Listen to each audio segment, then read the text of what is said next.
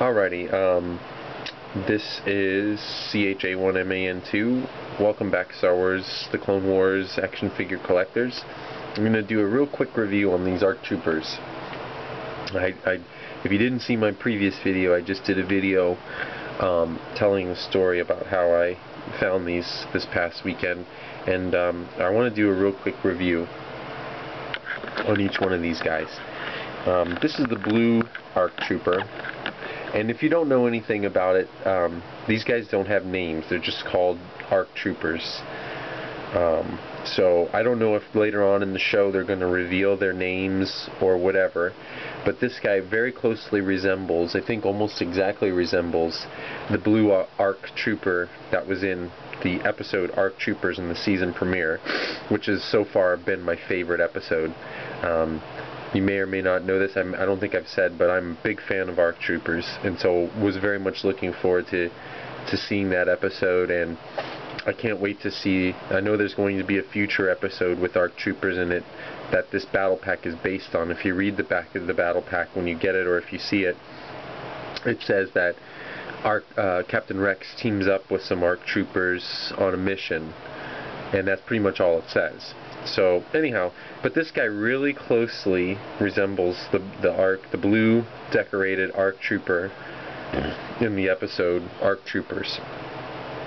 And I must say that as far as articulation goes, he's got the same basic clone articulation, except that his wrists are not articulated.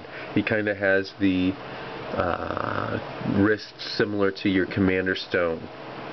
He holds his blasters really well. He does have trigger fingers, so that he can actually slip his trigger finger inside of the blaster. Let me see if I can show you what they look like. There you go. You can get a really good idea of how he can hold his blasters. And this guy has the regular Clone Commander style sidearms, you can see there. He also has a backpack that is very reminiscent of your Sand Troopers.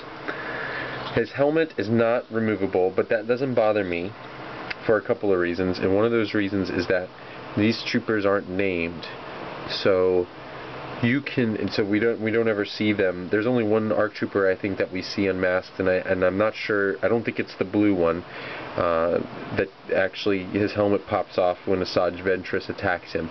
One of the coolest things is that his rangefinder is articulated, and if this was a removable helmet, it would not be able to be articulated. You would not be able to move that down because there's not enough space inside the helmet there for the peg that this rangefinder's on to go in and still have the rangefinder be articulated. It would have to be a stationary rangefinder, and I like that it's articulated.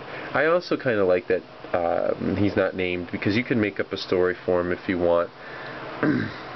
Of course, if they make up a story for him on the show, we'll have to go with that one. The next one that I want to do is this guy, and I think this guy is really cool.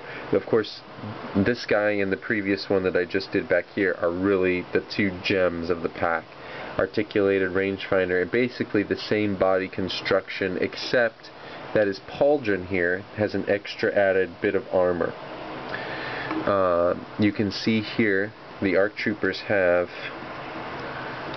different gauntlets, sort of reminiscent to your Boba Fett type gauntlets, although a little bit more simplified to go along with the Clone Wars style.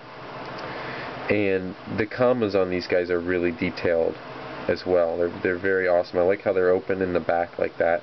Same type of backpack. Alright, I'm going to do a separate video on the other two figures that come in this pack. So stay tuned, and may the Force be with you.